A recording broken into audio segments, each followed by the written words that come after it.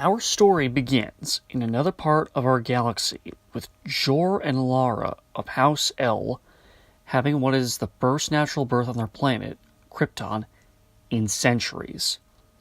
A few days later, Jor arrives at the Kryptonian Council of Elders to explain that their planet is literally dying.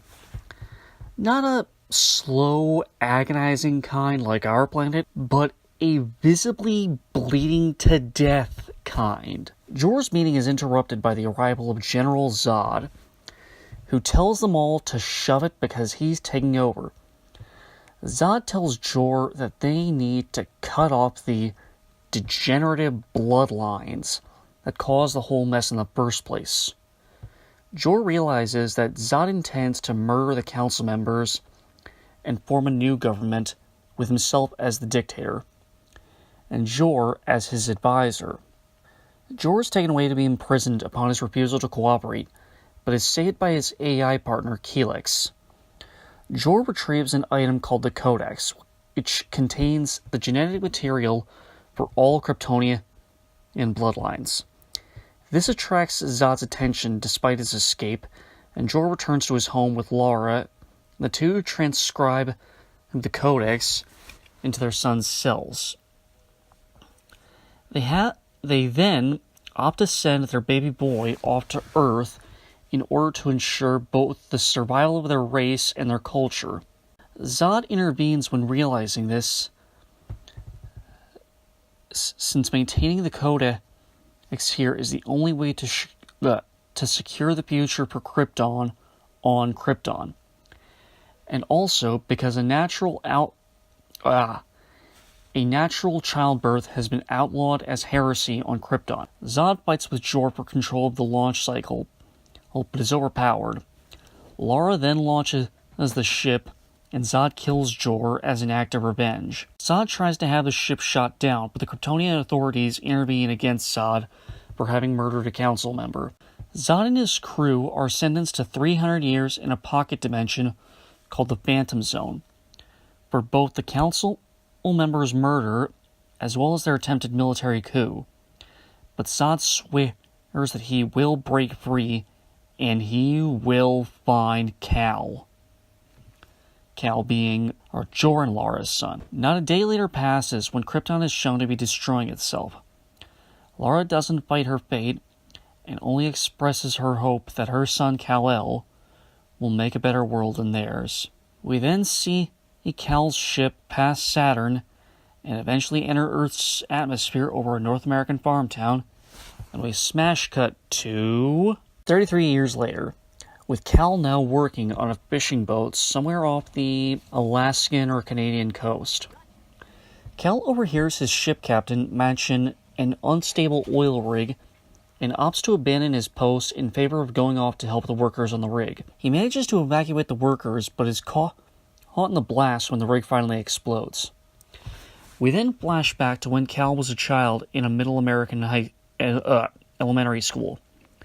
And we see that not only does Kal's alien physiology grant him incredible strength and speed, but it also grants him supersonic hearing and the ability to see through people's skin.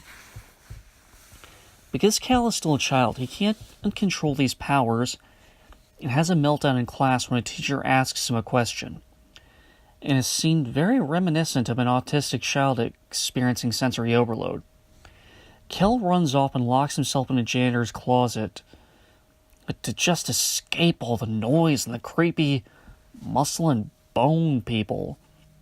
The teacher then calls up Kal's Earth mother, Martha, who calls her son Clark.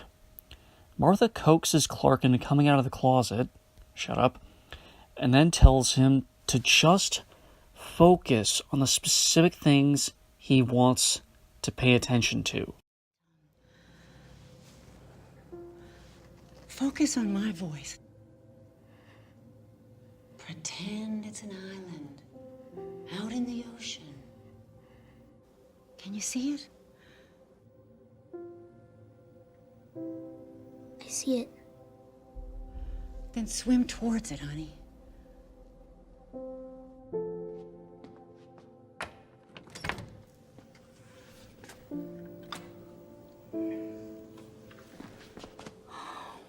We later cut to up in the Arctic Circle, where we meet Lois Lane, a respected journalist with the Daily Planet in Metropolis, Illinois. Lois has been called to report on a joint military science expedition with the U.S. and Canada, headed by Air Force Colonel Nathan Hardy. The American and Canadian militaries have found reason to believe that a large item of extraterrestrial origin is trapped under a large mass of ice and has been present for several thousand years. Also there is Clark, posing as a civilian worker named Joe, having overheard a group of Canadian soldiers in a bar where he'd just been working at talk about the big something. Clark believes that the item may actually be something of Kryptonian origin. Lois and Clark separately opt to investigate the site, with both discovering that the item is a Kryptonian spacecraft left on Earth. Lois is attacked by an AI designed to defend the ship's interior, but is saved by Clark.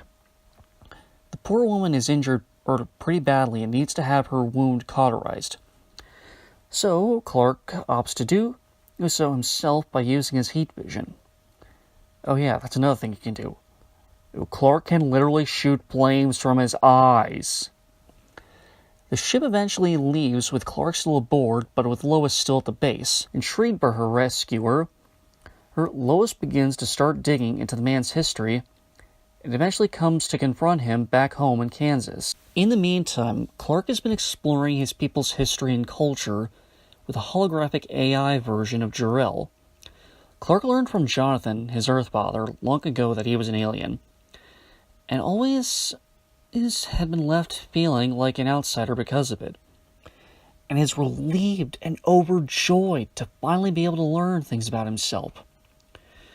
Jor explains to Clark that they sent him to live on Earth because their planet was dying thanks to the Council having decided to mine their core for energy instead of just heading off to new worlds to colonize. He goes on to explain that his and Lara's wish was that Clark would go on to rebuild a better Krypton on Earth by introducing the people of Earth to the best aspects of Kryptonian culture, and to just generally encourage them to become their best selves. To essentially lead humanity to a place where they can reach out and touch the stars like Krypton once had.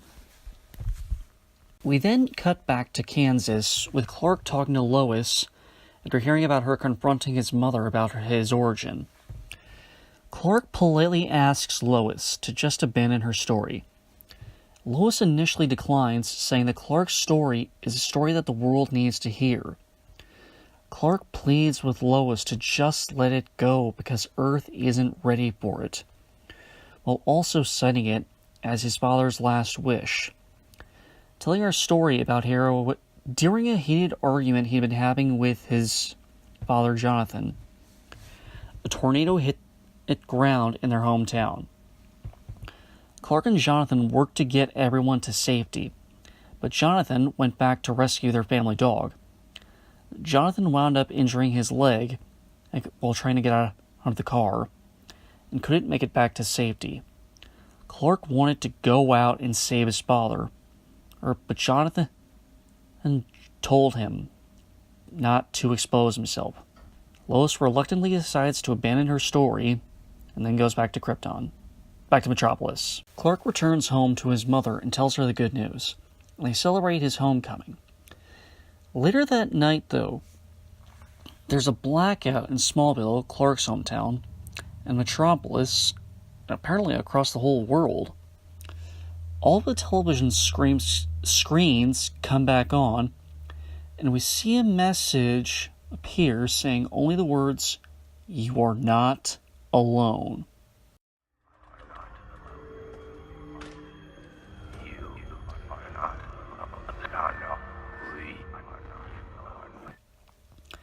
We then see a figure appear on the screen who reveals himself to be General Zod. Zod informs the people of Earth of Clark's existence and tells them that Clark must either surrender himself immediately to him or watch Earth suffer.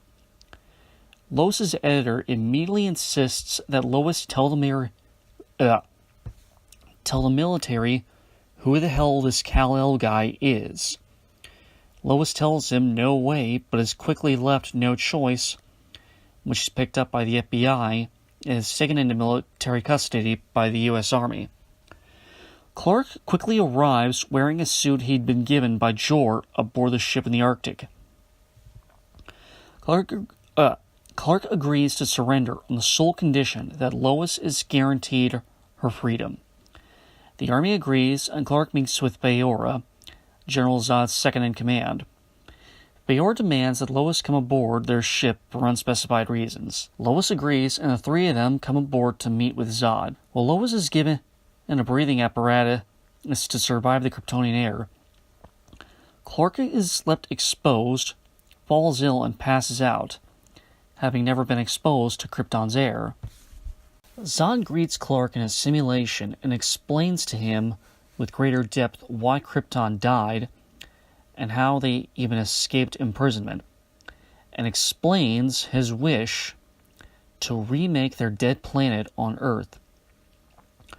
Unfortunately, Zod explains that he intends to physically rebuild Krypton by terraforming Earth and killing all life that already exists on it. Clark pleads with Zod not to do this, but Zod refuses and demands Clark tell him where the codex that jor-el stole is. Clark insists he doesn't know, and Zod leaves with Bayora and other soldiers. We then cut back to Lois in Kryptonian custody. While in prison, she opts to make an escape attempt by inserting a Kryptonian computer key given to her by Clark into a port in her cell. Jor's AI then appears aboard the ship. Jor then begins to flood the shuttle with an Earth-based atmospheric composition, leaving Lois free to roam and re-empowering Clark, who quickly escapes from custody. Lois eventually makes her way into an escape pod and makes a break for it, but unfortunately, one Kryptonian soldier managed to damage the pod as it was leaving, causing her pod to fall apart in the atmosphere. But Clark escapes the ship just in time and rescues her. Lois briefly explains that the Kryptonians looked inside her mind to find out things about Clark, but he reassures her there was nothing she could have done, and because they did the same thing to him. Clark then makes a break for it when he realizes Zod just went to his family farm to intimidate his mother into giving him the codex, something Clark does not take kindly to. Where has he hidden it? I don't know. Where is the codex?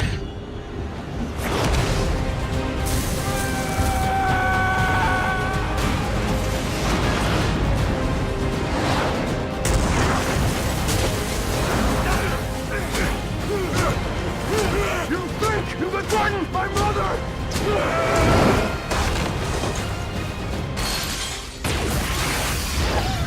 During their scuffle, Zod's helmet is damaged, forcing him to endure all of the loud noises of a small Midwestern town in the United States, and all the disturbing images being able to see through your own skin. Clark smugly comments on this, noting he's had to spend years learning to focus on only what he needs to, and now Zod has to deal with all the noise too. The general is then taken back to his ship by some of his crew, while Bayora and one other soldier stay behind to retaliate against Clark and test out their new strength and speed. Upon seeing the chaos unfold, the army scrambles the jets and heads for Smallville to stop the Kryptonians before they can cause any damage, with Colonel Hardy from the Arctic base and the base where Bayora landed, leading the charge. It doesn't work, and many of the men are killed and the rest grounded, Hardy included. When confronted by Bayora, Hardy attempts to attack her by firing at her until his sidearm has no bullets left, and then pulling out a combat knife to meet her head-to-head. Bayora, impressed with the man's valor, unveils her own blade and reassures him that a good death has its own reward. But before either of them can make a move, Clark flies in and bum rushes her, causing her helmet to become damaged as well. Unable to deal with the pain, she's rushed back to her ship by the comrade she was with, leaving Clark and the soldiers to their own devices. The remaining soldiers defer to Hardy as to whether or not Clark is a threat to be disabled, but Hardy determines that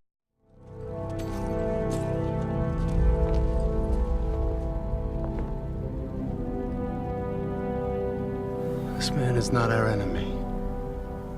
We then cut back to Zod returning to his ship, where he learns from his main scientist that jor-el didn't hide the codex with Clark, he hid it inside Clark's cells. Zod opts to head for the ship in the Arctic to finally set up the terraforming device, as well as finally killing jor-el for good. Jor's AI pleads with Zod one more time to not go through with his intentions, insisting that the humans and the people of Krypton can coexist and share the Earth. Zod says he will have none of it, pointing out that it took Clark his entire life to adapt to Earth's climate, and activates the device, setting it up over the Indian Ocean and in downtown Metropolis, but not before vowing to Jor to rip the codex from Clark's corpse if it comes down to it. Clark, Lois, and Hardy all return to the base in Illinois with the ship that sent Clark to Earth in the first place. Clark explains that according to Zod, the two ships are able to travel through hyperspace with the same technology, and if the energy from their hyperdrive engines were to collide, it could create a portal to the Phantom Zone where they could lock the bastards back up for good.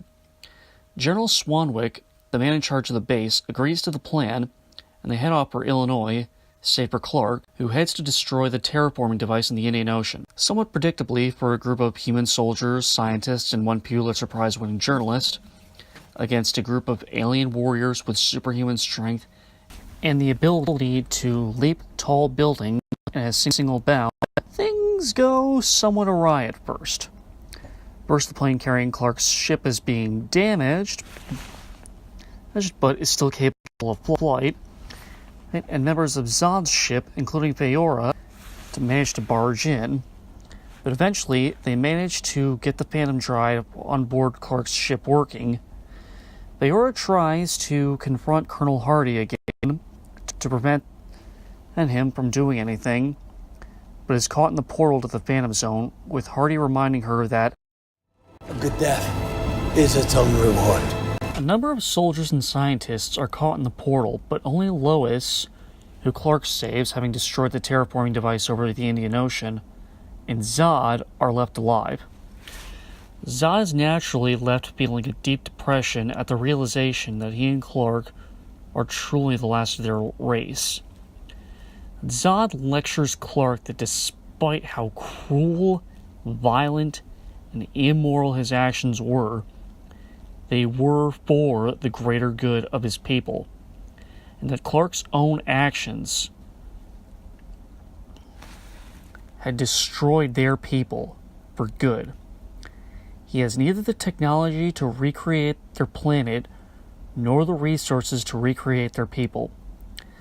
Zod then charges at Clark and states that he is going to kill every last human being on Earth one by one, just to make Clark suffer. Clark calls Zod a monster and promises to stop him.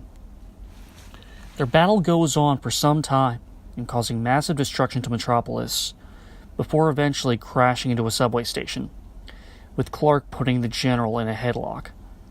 Zod spots a family of people trying to flee the destruction around them and tries to hurt them with his heat vision, and eventually pushes them into a corner. Clark pleads with Zod one last time to please just stop. The fight is done. There's no point to this destruction and these killings. But Zod says never. Clark then makes the only possible choice in that moment and snaps Zod's neck, killing him. Clark is then grief-stricken at the realization that he's just murdered the last living member of his race. But Lois consoles him, knowing that it was the right thing to do, no matter how hard it was. We cut to a few months later with Clark crashing a government satellite in front of General Swanwick. Swanwick gives Clark flack for this, noting that the surveillance was their only way of knowing for sure that he'd never act against the interests of the United States. Clark replies that he was raised in Kansas, and you don't get much more American than that.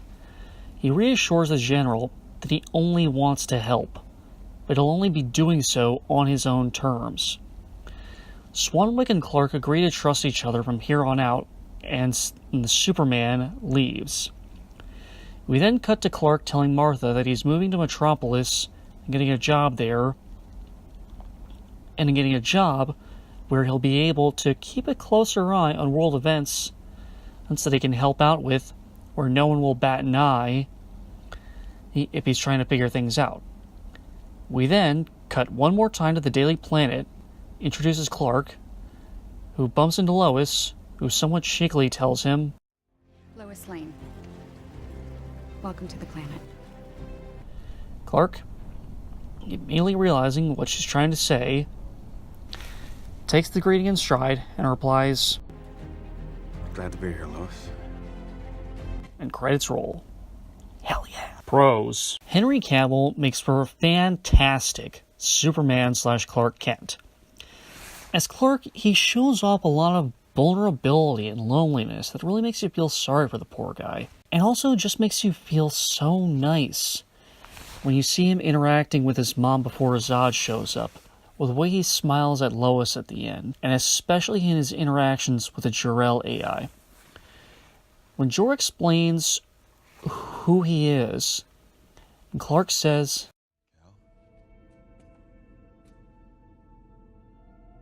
That's my name. you see this beautiful smile on Henry Cavill's face that just says it all. You feel the relief and comfort he feels at finally being able to learn about his history, and moreover, just where he even comes from. And as Superman, you feel the confidence and authority. A lot of people I've listened to over the years who actually like this movie have all commented on how Henry S. Supes conveys a lot of power and authority without being intimidating, and I tend to agree. When you hear this guy talk, he comes off like that nice boss who catches you at work while slacking off. You immediately want to straighten up and find something to do, not because you're afraid he'll kick your ass or something, but just because him being there reminds you of what you're supposed to be doing. He makes you want to be a better person. And I think that's especially great when the core message of both his fathers is, be the best you that you can be. You will give the people of Earth an ideal to strive towards. They will race behind you. They will stumble. They will fall. But in time, they will join you in the sun, Kal.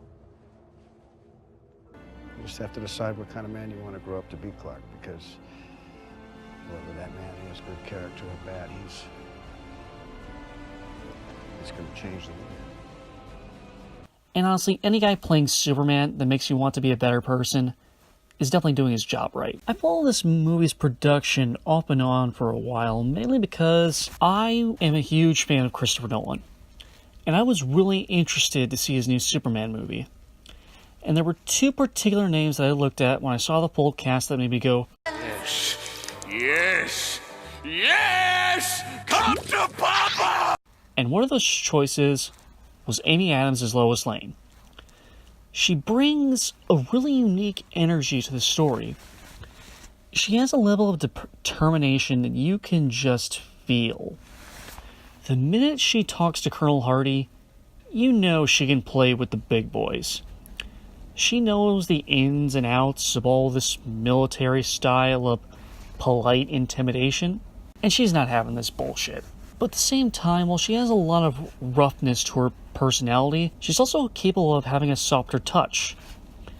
I don't want to say she's gentle, but you can tell she's a reporter by the way she talks to people. She'll speak softly, but she'll still ask very pointed questions. I've been following a lot of the news lately, as you might be able to tell from some of my other reviews.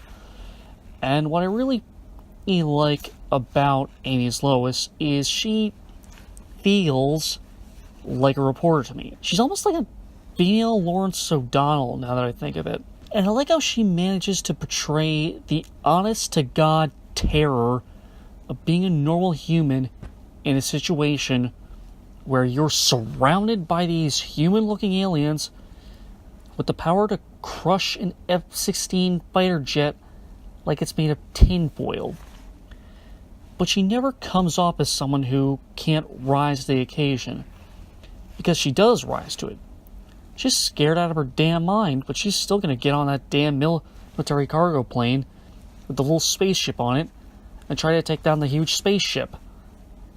The huge spaceship. Why? Because she's Lois goddamn Lane. That's why. Amy Adams and Henry Cavill will occasionally let down by some of the clunkier lines in the movie. If you love or hate this movie, you know exactly what line I'm talking about. Have great romantic chemistry, and you can tell why they come to care for each other. Clark's entire existence is the scoop of a lifetime. And if he went public, like with Lois telling his story, she'd be set for life. And yet, she lets it go. Purely because Clark doesn't want his story to be told.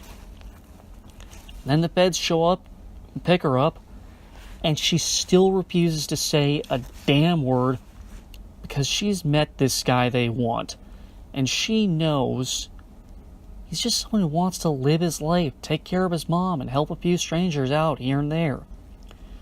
Clark sees all this and returns it. When he shows up at Swanwick's base, he bluntly says, "I'm only surrendering if Lois gets to walk away from this."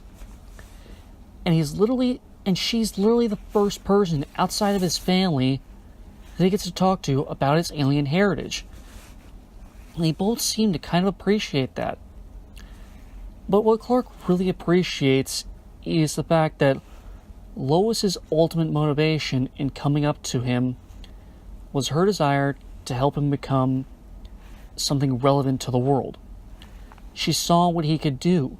She saw what he did with his powers. And she thought the world should know about this guy because no one this good should be kept a secret. And then there's the whole, he saved her life 3 freaking times, but that's more of a bonus. Michael Shannon as General Zod. Jesus tap dancing Christ. I need to see more of this guy's work. I've seen some trailers for some pretty awesome looking movies he's been in, but I've never actually seen them, and I don't know why, because I absolutely loved him in this movie. Shannon does a great job of towing that sympathetic bad guy line. On the one hand, you do feel sorry for him because his literal purpose in life is to protect his people. And then he literally sees his planet be destroyed because his people had become so decadent and corrupt. But on the other hand, you realize he was a monster even before he tried to terraform Earth. We literally meet this guy bursting through the doors of a council chamber, of a council meeting, more or less the Kryptonian equivalent of a congressional hearing, and he literally kills a councilwoman and calls the entire council, all of them, degenerates, and that their bloodlines, not their actual decisions, are what's ruined their planet. His main solution is to just kill everyone and he doesn't like or just doesn't care about until his perfect role is realized. He doesn't so much love Krypton as he loves the idea of Krypton, or more accurately, his idea of Krypton. He doesn't want to protect the best parts of his culture, he wants to bulldoze thousands of other cultures to ensure the existence of his own. But at the same time, you do feel sorry for him. The guy's trying to bring back his planet and recreate his people because it's literally his evolutionary purpose to protect his people. There's 2 common traps for quote-unquote sympathetic villains. They're either made to be so sympathetic that any genuinely sinister actions they take are made confusing and you're left wondering, Where the hell did that even come from? Or they're made to be so despicable that when you turn around and show, oh, they actually have a tragic backstory, you're left wondering why you should even care, because they're still a piece of shit. Snyder, Goyer, and Shannon all do a perfect job in balancing the sympathetic traits with the villainous traits. He's a violent narcissist, but he's a proud warrior who desperately wants to save his people from extinction. I mentioned earlier that Amy Adams as Lois Lane was one of two choices that made me go, Yes! Yes! Come to Papa!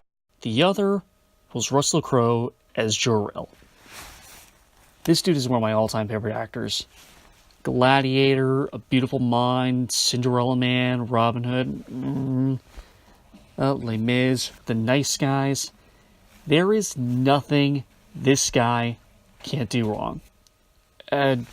Well, in terms of just being an actor? But either way, that nonsense aside, Russell Crowe knocks it out of the damn park again with this movie. What I really like about his Jor-el is how he comes off as just a normal person. He may be more intelligent than average, but his ultimate motivation is to just help people. He wants to save the Kryptonian race by being allowed control of the Codex, so he can essentially set up a way to ensure that their children will survive their planet's destruction. Where Zod would probably want to be a dictator in our modern sense, a figure who takes complete power without consent to just push forward his own agenda, regardless of who it affects, Jor would want to be a dictator in the original Roman sense. A figure who is chosen to receive complete but temporary power in order to prevent a disaster from occurring, and is specifically acting for the good of all and not just himself and no one else. And when the negotiations with the council fall through, his go-to option isn't to just head straight home and make sure Clark and Lara are okay. No, he heads to take the Codex himself and then heads home. He's not this analog for God like Marlon Brando was in the old Christopher Reeve Superman movies. He's just a normal guy who wants to help out his fellow man, and be they Kryptonian or be they human. Be they his only son like Clark, or be they a total stranger like Lois. And I like how Jor held so strongly to these beliefs that he thought to put them into the AI of himself. He didn't just put in his personality and his memories, he put in his beliefs. When Zod is trying to take over the ship from the Arctic, he's still trying to plead with Zod to walk away from this destructive path. Forward-thinking and committed to their ideals. That's not a common combination. Kevin Costner as Jonathan Kent was a perfect choice. When you see this film, you realize that Mr. Kent is a very realistic man. And Kevin really emphasizes that in his performance. He loves his son and would probably love to be proud of him for what he does, but he just can't help but think, what if someone saw him? What would happen if the world suddenly found out that his son, a 13-year-old boy, could lift a bus with no problem? Would someone try to take him away? Would someone try to manipulate him into doing something immoral? What would happen? Which is why I really like the infamous maybe scene. This is something that I like about the whole movie in general, really. It actually offers up a situation where there isn't a right answer. It's not, yes, you should have let those kids die. You're my son. You're more important to me than anyone else's child. It's not, no, you shouldn't have let those kids die. I'm sorry, I'm just worried about you, son. It's,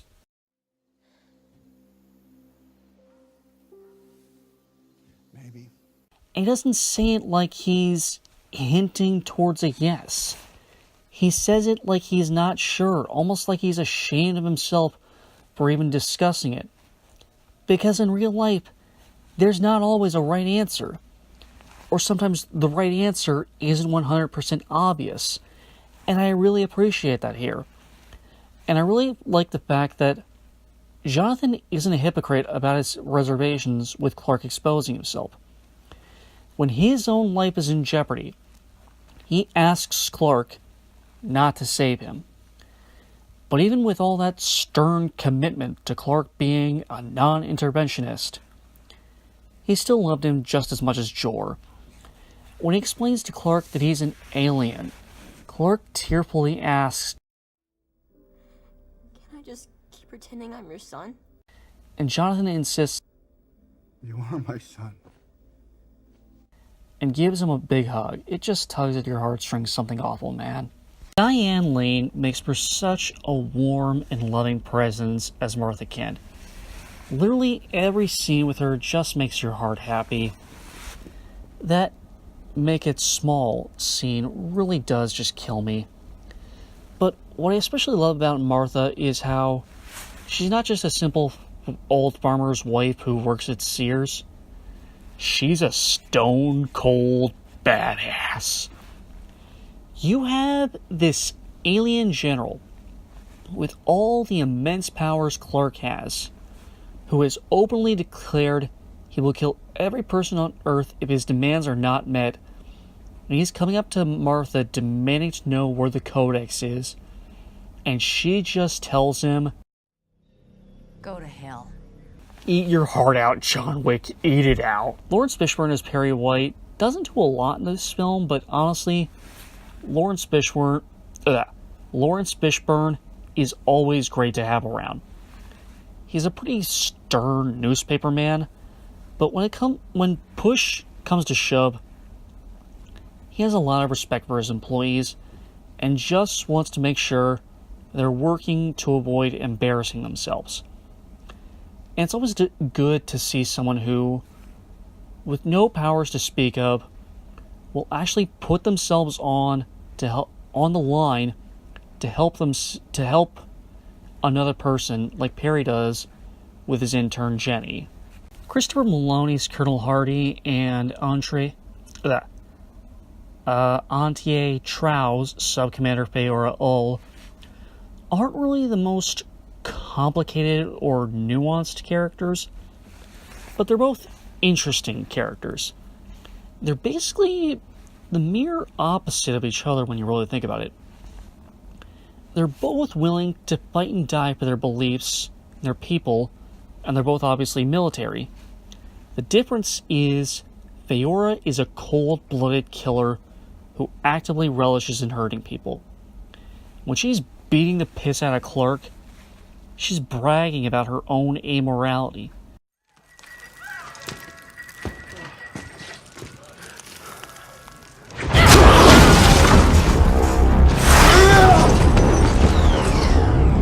You are weak, son of El. Unsure of yourself.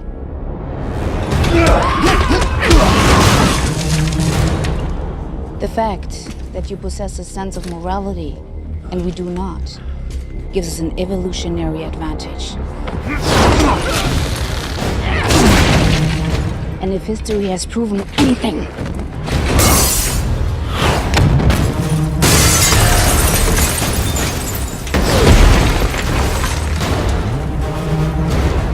it is that evolution always wins. She doesn't give two shits about Earth. She just does what Zod asks her, and she does it with pride. Whereas Hardy actually has a sense of honor to him. When he first meets Lois, he shows that he has an active dislike for her. But when Feora demands she accompany her and Clark, he tells her to shove it because they take care of their own. You didn't say anything about one of our own. shall I tell the General you're unwilling to comply? I don't care what you tell him. When the Smallville battle is first starting, he orders his planes to attack Clark and the other Kryptonians. But when Clark turns around and saves him, he realizes that he's not their enemy and tells his soldiers those exact words. Future Daredevil alumni Ayelet Zoror? I have no idea how to say that. I hope I said that right. I'm sorry if I didn't. Does a really awesome job as Laura. She's not there for very much of the film, but she crushes it 110%. Especially in her last scene where she's looking around at her home world, literally blowing itself apart. And she's just resigned herself to her fate. She won't fight it. Why bother? All she wants now is to know that her son will be safe, happy, and hopefully be able to make his new world a better place than hers ever was. And Ayelet sells that sense of complete despair, but with a sliver of hope in it, perfectly. Kudos to you, ma'am. Kudos. Watchmen and Sucker Punch alumni Carla Gugino and Dawn of the Dead alumni Michael Kelly both pop up here in really small parts, but it's just so awesome to see them both. Well, see Michael and hear Carla, but still. I like how Keylor, the Kryptonian AI that Carla plays, seems to actually have some kind of emotions to her. She doesn't seem as advanced as the jor-el AI we see later on in the film, but she does seem to have some capacity for concern. When Krypton is blowing up, she tries to get Lara to find safety. It doesn't work, because there is no safety, but hey, it's the thought that counts. And Michael Kelly plays Steve Lombard, a classic Superman character, and what I like about him is he seems like a classic reluctant hero kind of character. His first instinct is to just protect himself, but his damn conscience won't let him walk away. Which is why in the climax, you see him trying to help Perry save Jenny. Not a lot to either of them, but they're nice to have around, I say. As per usual with Mr. Zack Snyder, the action is pretty terrific. There's none of the old speed-up, slow-down trick he used in, well, everything between now and Dawn of the Dead.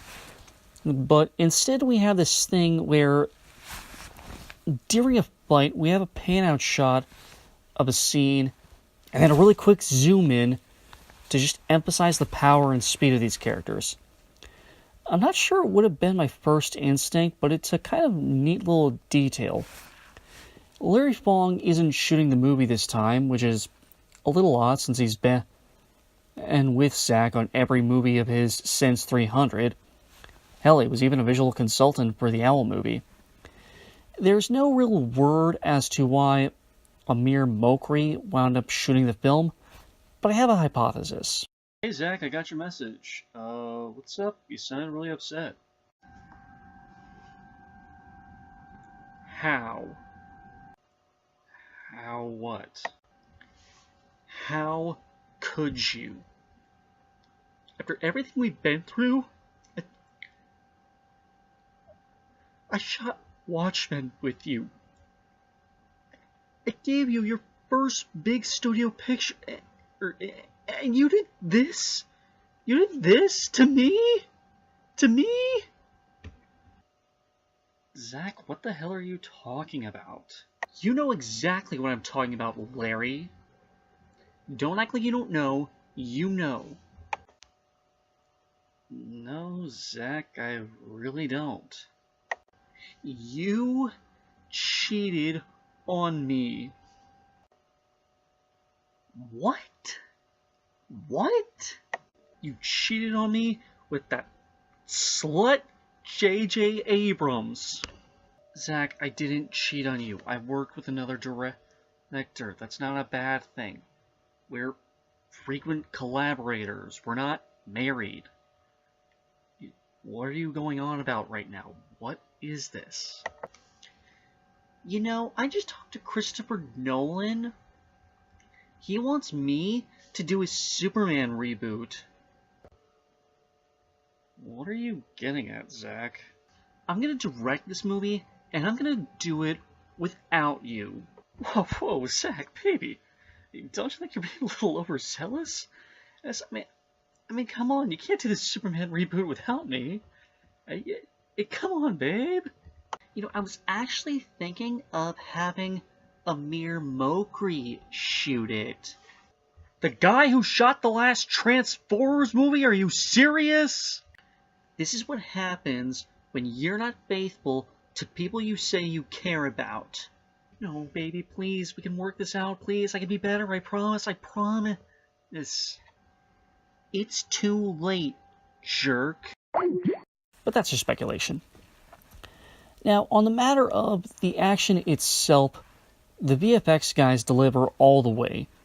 When you're dealing with these beings that are faster than a speeding bullet, more powerful than a locomotive engine, and can leap tall buildings in a single bound, you need to show us how that looks, and they deliver 100%. I have mixed feelings about the choreography of the fights here, but they do make sense. Clark has never been in a fight before, and his only real advantage is his experience with his powers. While his opponents are trained soldiers who are only just learning about their powers. The fights are a little chaotic and sloppy, but it worked really well. I especially like how Clark actually uses his heat vision in these fights. In the Smallville fight with Feora and that one grunt, they basically got him pinned down, so Clark shoots at them with his heat vision and manages to get them both to back off. In the Metropolis fight, we see Zod about to smack Clark with a steel beam, so Clark uses his heat vision to melt the beam before it can hit him. It doesn't work because Zod smacks him with the rest of it, but it was worth a try. The score by Hans Zimmer is absolutely gorgeous. I actually have this score on my phone, and it's just so lovely. Special praise of course must go to the actual new Superman theme. What are you going to do when you are not saving the world? It's No Remy Zero. Somebody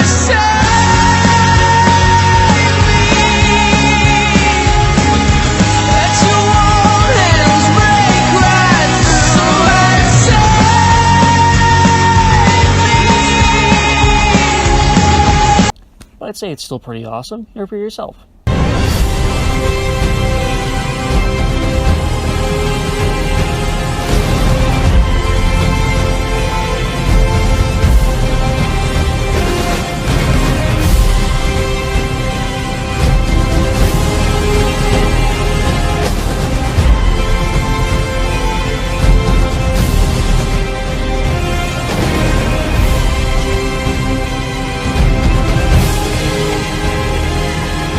Pretty cool, right?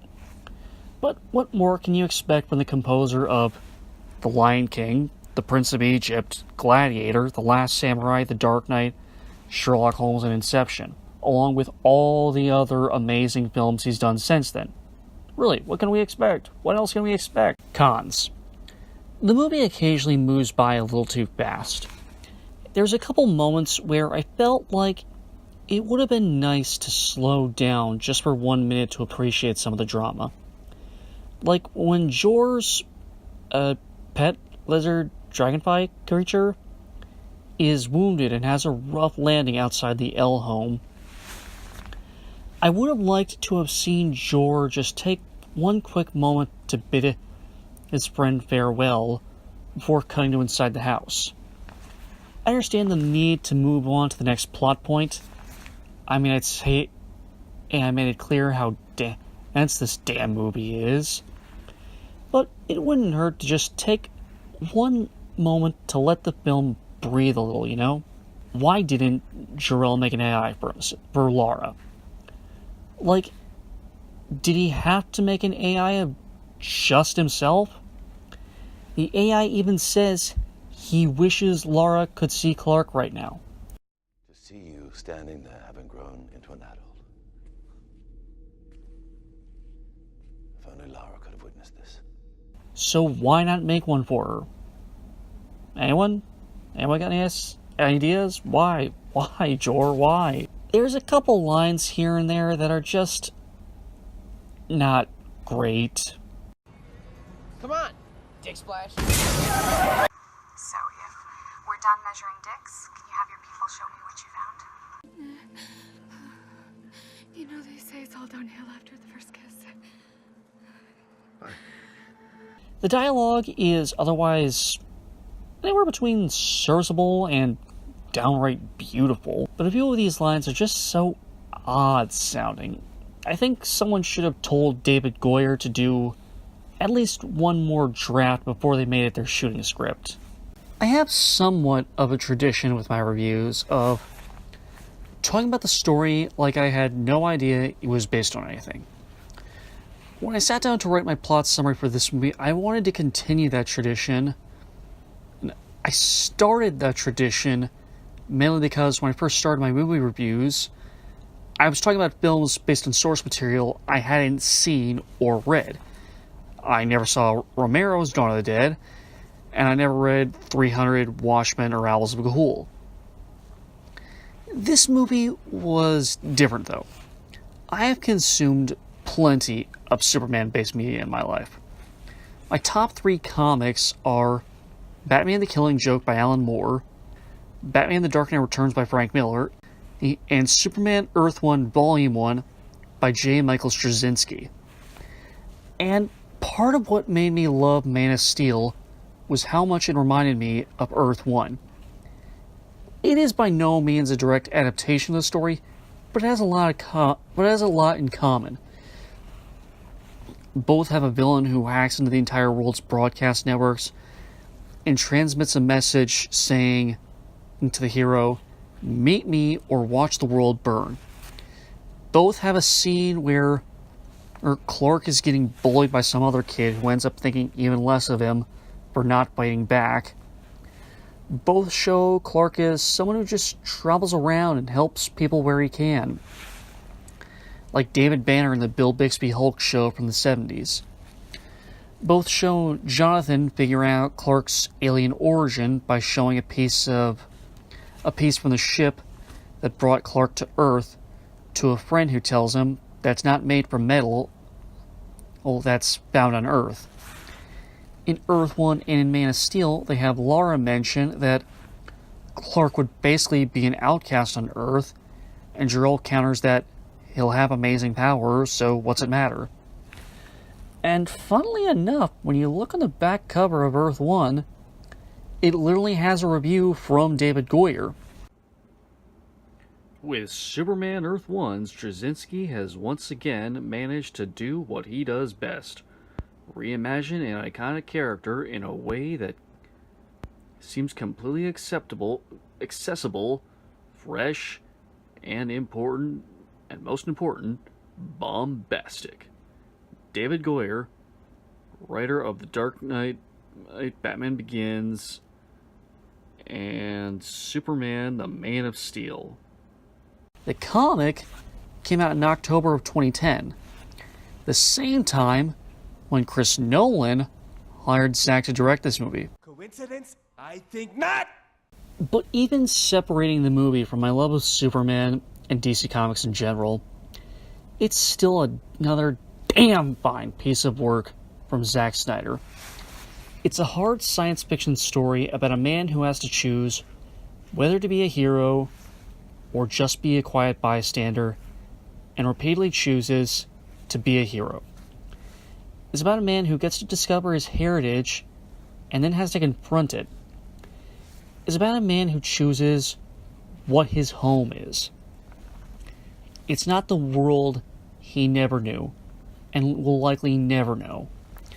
It's the world he grew up on and has known his entire life. It's a movie about drawing a line in the sand and standing up for what's right, even if it tears you apart inside, and I goddamn love it. I'm gonna give Man of Steel a 4 out of 5. You know, fuck it. A 4.5 out of 5. Okay, small change of plans, folks. I was gonna talk about Rise of an Empire next, but then I wound up taking too long to write this damn script, and I want to talk about Justice League before people stop caring about what anyone thinks about it. So my next review will be Batman v Superman, and then I'll jump straight to Justice League. And then I'll talk about all the other stuff at my own leisure. I still want to talk about stuff like Tales of the Black Raider and Under the Red Hood. Not the Red Hood, just Under the Hood.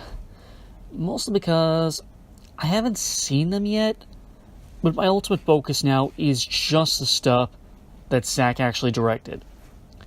So, in the meantime, thank you for watching. I hope you've enjoyed this review. And if you did, like this video, subscribe if you want to, and leave a comment. And spread the damn word.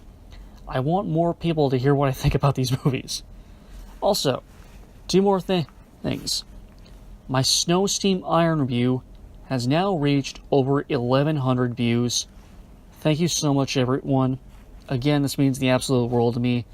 I appreciate it so goddamn much. Thank you. Second, I actually did a review for this movie on my Tumblr back in 2014 that I literally just reposted to my new Blogspot page that I started last month, instead of just watching this movie and working on my script for it. I suck so much. Hang in there, Squidward. It's all part of the job. Thanks again for watching, everyone. Woodstock out.